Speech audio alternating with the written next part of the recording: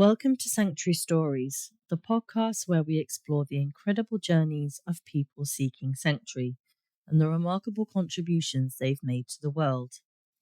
I'm Phil, and in each episode, we'll take you through the life of one extraordinary individual who defied the odds, overcame adversity, and left a lasting impact on society. And today, we're talking about a true icon, a man whose voice could shake stadiums, whose presence could command an audience of thousands, and whose name became synonymous with rock and roll greatness. That's right, we're talking about Freddie Mercury. But Freddie wasn't just a rock star, he was also a refugee, an immigrant, and a man who never quite fit into the box society tried to put him in. Born in Zanzibar, raised in India and eventually forced to flee to the UK as a teenager, his story is one of reinvention, resilience, and absolute defiance of expectations. So grab a drink and turn up the volume, and let's talk about how Farrokh Bulsara became Freddie Mercury, the legend.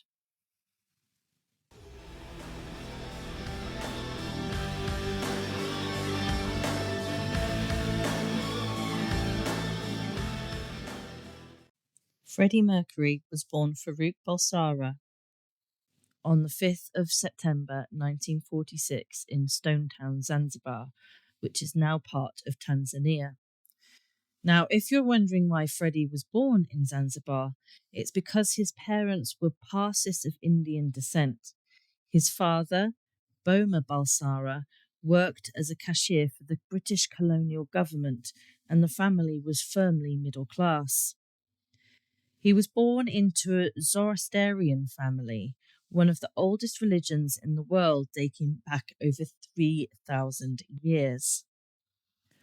Zoroastrianism is an ancient Persian religion that emphasizes one god, or a Mazda, a symbol of truth, light, and wisdom. Good thoughts, good words, and good deeds. The core principle of Zoroastrianism is teaching people to be honest, kind, and just. Fire is a sacred symbol representing purity and divine energy, and a battle between good and evil. People must choose between truth and deception. Although Freddie wasn't particularly religious as an adult, his sister Kashmira Cook once said, "Although he didn't talk about religion, our parents instilled traditional values in us: respect for others, working hard, and being kind. That was Freddie's way of living." His cultural identity would later influence his music, visuals, and personal beliefs, even though he didn't follow the religion strictly. Even though Freddie was known for his wild stage presence, behind the scenes he was highly educated.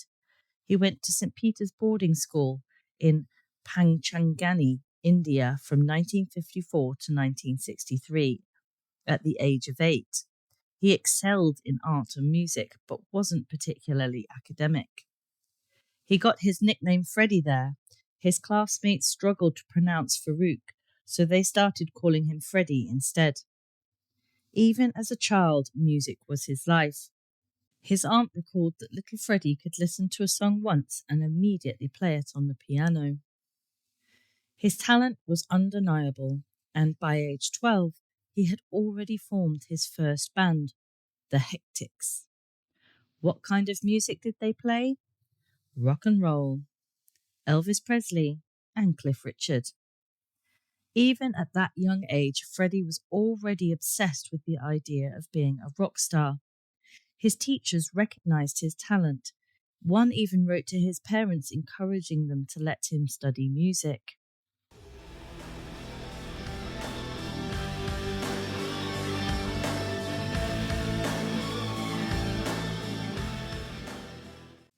They had fled Zanzibar during a violent revolution to overthrow the Sultan and the establishment of a republic. Though Freddie's family had been relatively well off in Zanzibar, they arrived in the UK forced to start over in a new country. Freddie's family fled Zanzibar due to the 1964 revolution, in which the ruling Sultan and the Arab elite were overthrown. The revolution led to massacres targeting the Arab and South Asian communities.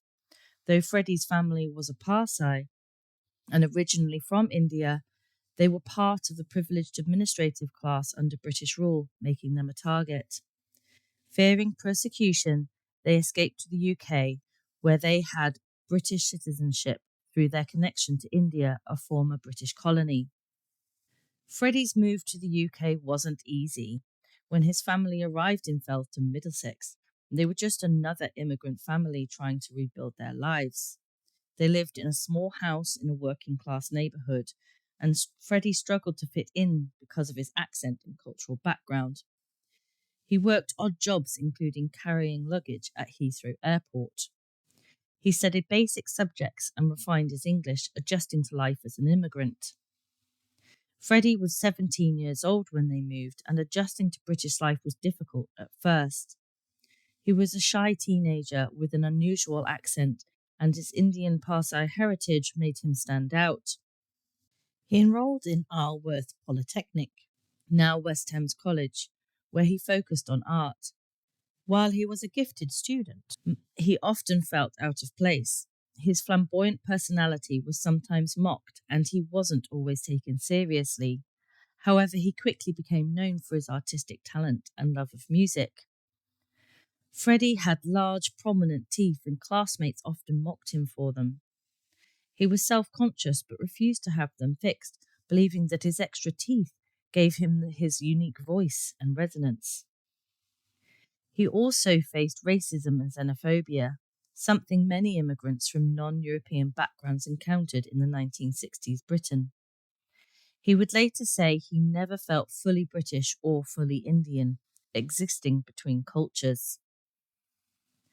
Freddie enrolled in art school in 1966, studying graphic design and illustration, which shaped Queen's visual identity from album covers to music videos. Freddie struggled to make close friends in school, but found his tribe in the underground music scene. He was fascinated by rock and roll, idolizing Jimi Hendrix and the Beatles. He attended gigs obsessively, sketching musicians and analyzing performances long before he stepped onto a stage himself. Although Freddie had a strong academic background, music was always his true passion. His art schooling would later make Queen one of the most visually iconic bands in history. There's a particularly sad story from this time.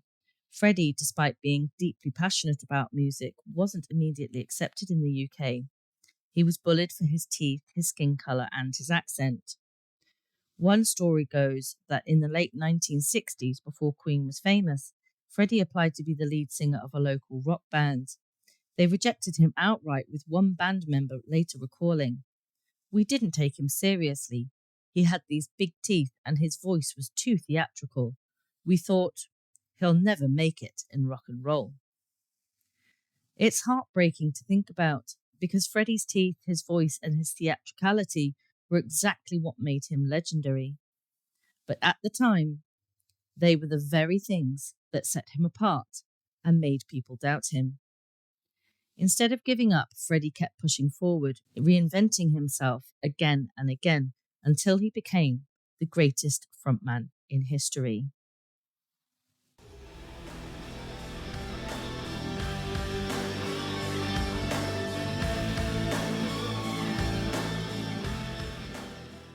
Freddie didn't just join Queen, he created it. His relentless ambition, confidence, and vision transformed a struggling band into a legendary one. Let's go back to the late 1960s. After arriving in the UK, Freddie immersed himself in music. He was obsessed with rock and roll and spent most of his free time at gigs in London in the underground music scene. He became friends with Brian May and Roger Taylor, who were in a band called Smile, and he desperately wanted to be a singer, but he was seen as too theatrical for most rock bands. Freddie wasn't discouraged. Instead, he studied every great frontman, figuring out how to be a better performer than anyone else. At this time, Brian May on guitar and Roger Taylor on drums were part of a band called Smile with lead singer Tim Staffel. Freddie was a huge fan of Smile and followed them all around London. He hung around at their gigs, giving them constructive criticism, often telling them how they should perform. He and Roger Taylor even lived together for a while, running a second-hand clothes stall at Kensington Market. Freddie was persistent. He kept telling the band, "You need to be more theatrical, more extravagant. You need to put on a show." At first, they didn't take him seriously, but everything changed in 1970. In early 1917, Tim Staffel left Smile to join another band. This was Freddie's big opportunity. He immediately stepped in and convinced Brian and Roger to let him be their new singer. He told them he would take the band to a whole new level and change the band's name from Smile to Queen, saying, "It's regal, it's grand, and it sounds magnificent." He completely transformed their stage presence, introducing flamboyant costumes, dramatic lighting, and operatic influences. Brian May later said, "Freddie had this incredible belief in himself. Even before we had a single fan, he said, 'We are going to be the biggest band in the world.' And he meant it." Once Freddie joined, everything changed. They recruited John Deacon on bass in 1971, completing the lineup. Freddie designed the band's logo, a crest featuring zodiac signs for each member, and they started writing their own songs, with Freddie pushing them to experiment with harmonies and theatrical elements. Their first album, Queen, 1973, didn't make much impact, but Freddie refused to be discouraged. He kept pushing boundaries, telling the band, "We're not just a rock band, we are a spectacle."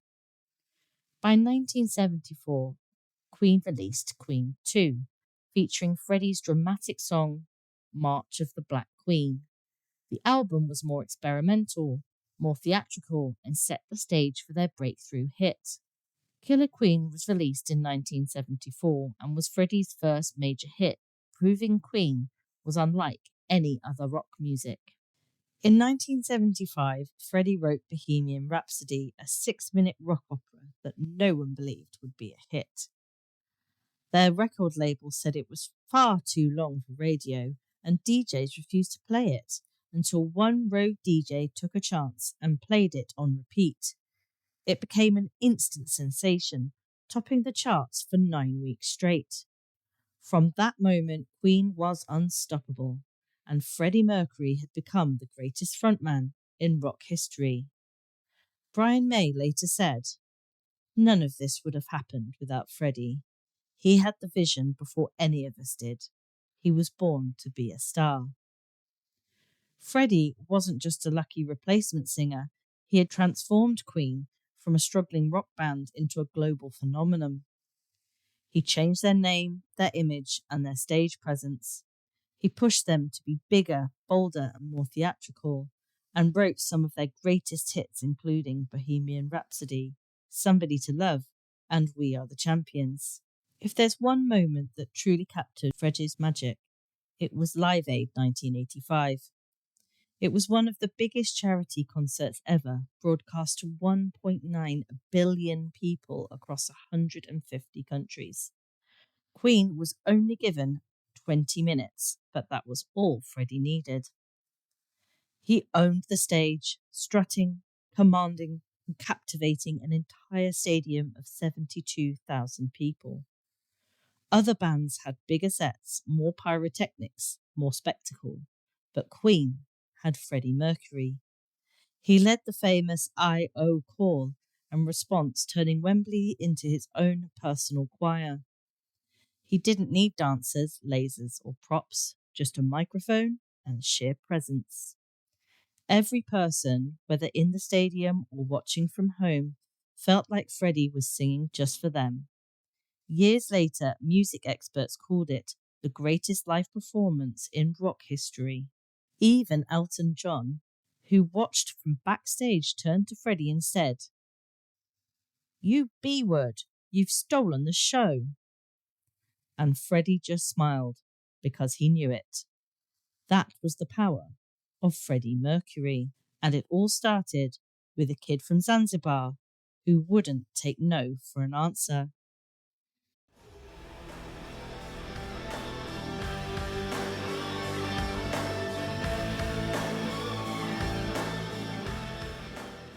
Despite his larger-than-life persona, Freddie was deeply private about his personal life. But one relationship defined him more than any other: his love for Mary Austin. They met in 1969 before Queen became famous. They were inseparable, and Freddie called her the love of his life. In 1973, he proposed to her, and for a time they lived like any normal couple. But in the mid-1970s, Freddie began to accept that he was attracted to men. By 1976, he told Mary the truth: "I think I'm bisexual." Mary, heartbroken, replied, "No, Freddie, I think you're gay." The two never officially married, but their love never faded. Mary remained Freddie's closest friend, his greatest confidant, and the person he trusted above all others. In his final years, Freddie left his home, most of his fortune and all his personal belongings to Mary, calling her "my common-law wife. If things had been different, we would have been married. She is my only true friend." Even after Freddie's death, Mary Austin kept his final resting place a secret, fulfilling his last wish to this day. No one knows where Freddie Mercury's ashes are scattered, except Mary. Freddie never publicly labelled himself, but he was unapologetically himself, even at a time when being LGBTQ+ could end a career. In the 1970s, he embraced androgyny, glitter, and theatrical performances. He had relationships with both men and women, but the media rarely respected his privacy. Freddie Mercury met Jim Hutton in 1984 at a nightclub in London. However, their relationship didn't start immediately. At first, Jim, an Irish hairdresser, didn't even recognise Freddie as a rock star.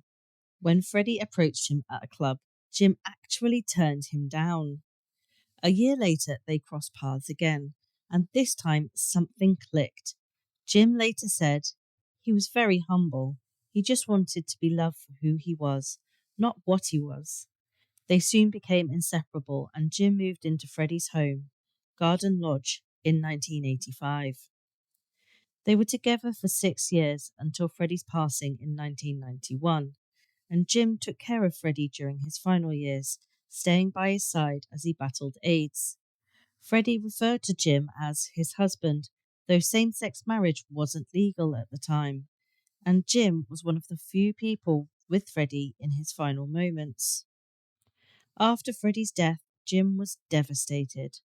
While he was left some money by Freddie, he was not allowed to stay in Garden Lodge, as Freddie had left it to Mary Austin. Jim returned to Ireland, where he later wrote a memoir about their relationship, Mercury and Me, sharing a deeply personal and loving portrait of the real Freddie Mercury. He paved the way for LGBTQ+ artists, proving that you could be different and still be a superstar.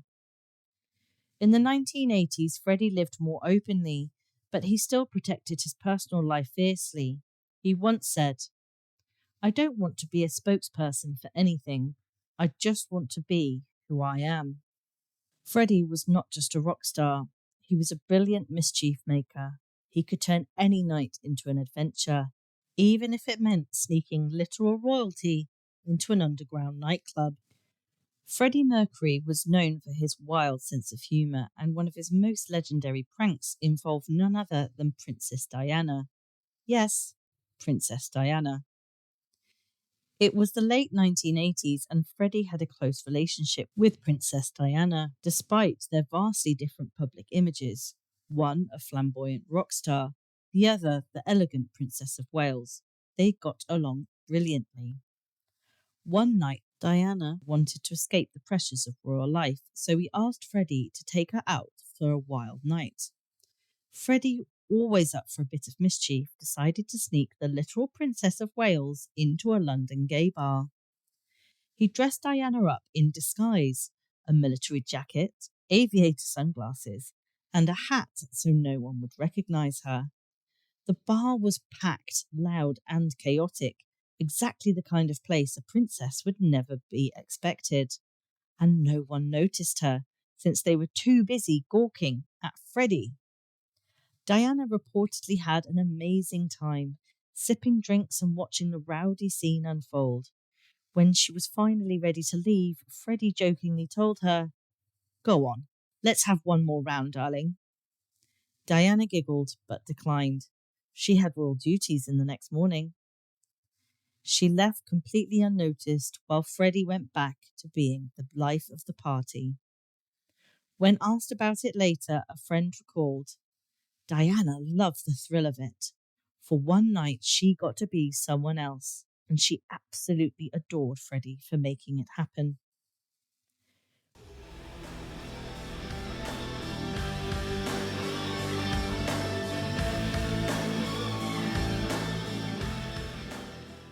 By the late 1980s, Queen was still one of the biggest bands in the world, but something had changed. Fans began noticing that Freddie Mercury looked thinner, weaker, and more reserved than before. Behind closed doors, Freddie was facing his biggest battle yet. In 1987, Freddie was diagnosed with AIDS at a time when the disease was devastating the LGBTQ community. AIDS was still misunderstood and highly stigmatized. Many saw it as a death sentence. Tabloids hounded Freddie, pushing cruel speculation about his health. He only told a small circle of friends, including his bandmates Mary Austin and his partner Jim Hutton. Even as he grew weaker, Freddie refused to stop doing what he loved, making music. His friend Elton John later said, "Freddie knew he was dying, but he wanted to keep making music for as long as he could. He never complained, he just got on with it." Freddie's illness came at the height of the AIDS epidemic, when misinformation, fear, and discrimination were rampant. There was no cure and effective treatments were limited, and the government largely ignored the crisis, leaving the LGBTQ community to fight for themselves. In addition, the media coverage was cruel, calling AIDS the gay plague and blaming victims.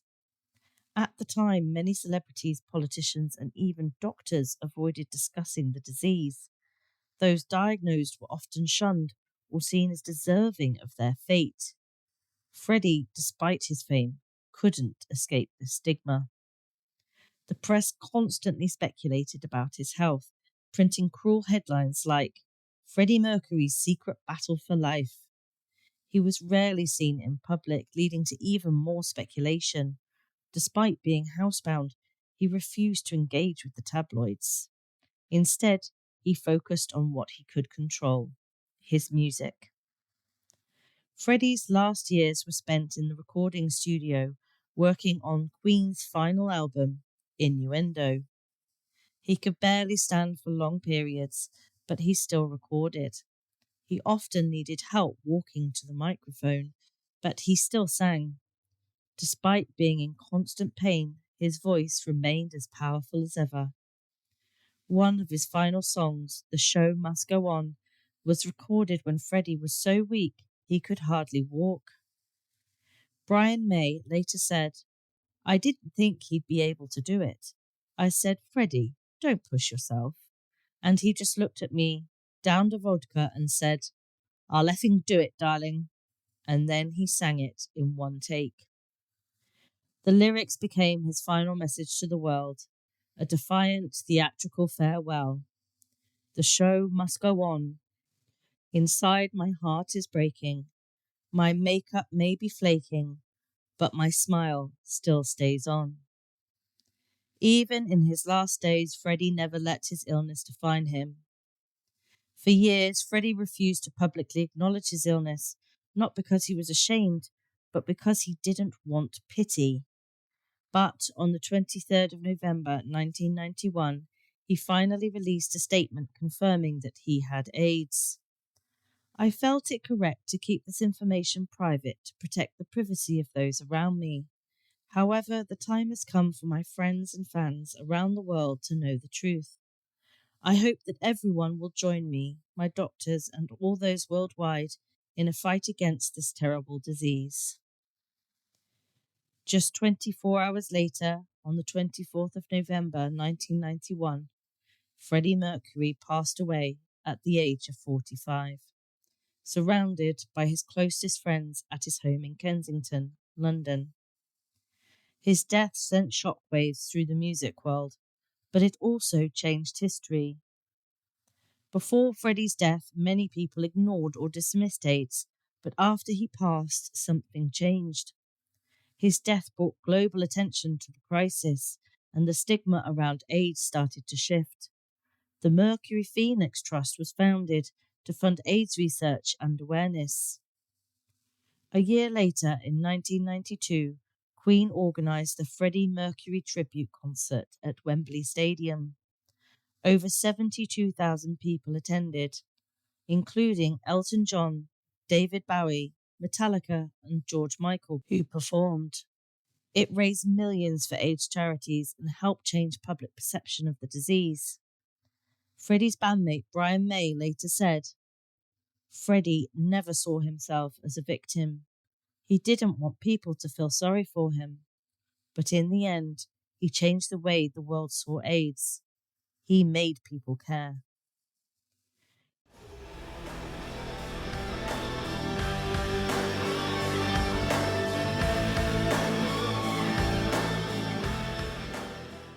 Freddie Mercury wasn't just a musician.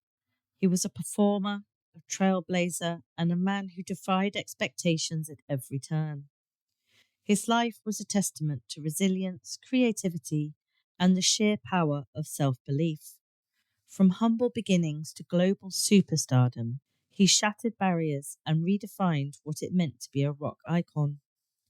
He was a refugee forced to flee Zanzibar as a child, uprooted from his home and thrown into an unfamiliar world, yet he transformed adversity into ambition, proving that displacement does not define destiny. He was an immigrant navigating the challenges of a new culture while forging his own identity. Before he became Freddie Mercury, he was Farrokh Bulsara, a young man searching for belonging in a country that didn't always welcome others. He was an LGBTQ plus icon, fearlessly embracing his identity in an era where many were forced to hide, at a time when being openly queer in the music industry was a risk. He lived with defiance and authenticity, paving the way for future generations. He was a fighter, refusing to let AIDS silence him. Even as his life declined, he continued to record, pouring his soul into music that would outlive him. His determination to create, even in his final days, was a powerful act of defiance against the disease that took his life. And he was a legend, a voice like no other, a performer without equal. His presence electrified stadiums, his charisma captivated millions, and his influence echoes through music to this day. Freddie Mercury wasn't just a musician, he was a force of nature. His own words sum it up best. "I won't be a rock star. I will be a legend."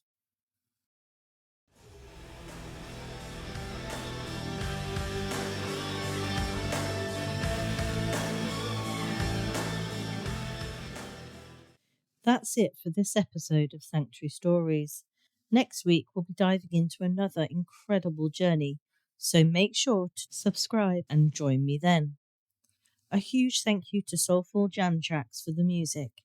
You can find all the artist credits, references, and resources in the episode description. If you enjoyed this episode, please like, subscribe, and share. It really helps. And if you have a moment, leave a review. I'd love to hear your thoughts. Until next time, keep striving, keep thriving.